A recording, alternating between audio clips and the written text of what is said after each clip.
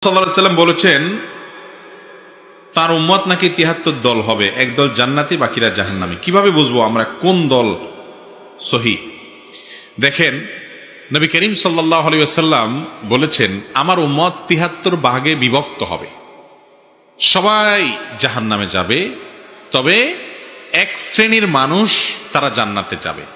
এই শ্রেণীর মানুষ, এদের দলের কোনো নাম নাই, এদের কোনো মার্কাও নাই, এদের কোনো ব্যানারও নাই। তাহলে কি আছে? তাদের আলামত আছে, কিছু কিছু কি আছে?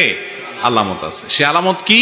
নবী করিম সাল্লাল্লাহু আলাইহি ওয়াসাল্লাম নিজেই বলে দিয়েছেন, মা আনা আলাইহি ওয়া আসহাবি, যারা আমার অর্থাৎ নবী করিম সাল্লাল্লাহু আলাইহি ওয়াসাল্লামের আদর্শ অনুযায়ী চলে এবং নবী সাল্লাল্লাহু আলাইহি ওয়াসাল্লামের সাহাবীদের আদর্শ অনুযায়ী চলে, এই লোকগুলো জান্নাতে যাবে।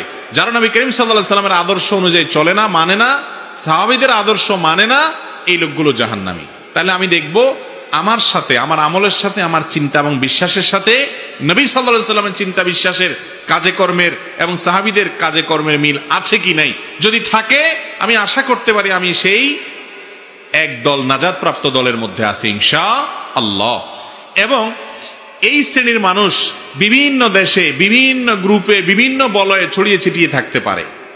এদের এমন কোন দল নাই যে দলের নাম এই, ব্যানার এই দল। আমরা দল বলতে আজকে যাদেরকে বুঝি, এটা সেরকম দল না। এটা হলো একটা বিশেষ কিছু আলামত আছে।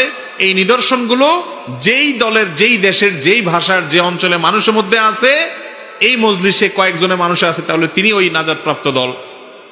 একটা এলাকাতে কিছু লোক আছে এরকম, তাদের কোনো দল থাকুক না থাকুক, কিন্তু ওই মার্কাগুলো আছে, আলামতগুলো আছে, তাহলে সে নাজাতপ্রাপ্ত দল ইনশাআল্লাহ। তাহলে আমরা দেখব আমার জীবন, আমার কর্ম, এগুলো নবী সাল্লাল্লাহু আলাইহি ওয়াসাল্লামের জীবন এবং কর্মের সাথে মিলে কিনা, সাহাবীদের কর্ম এবং জীবনের সাথে মিলে কিনা। যদি মিলে, তাহলে আমি নাজাতপ্রাপ্ত ইনশাআল্লাহ।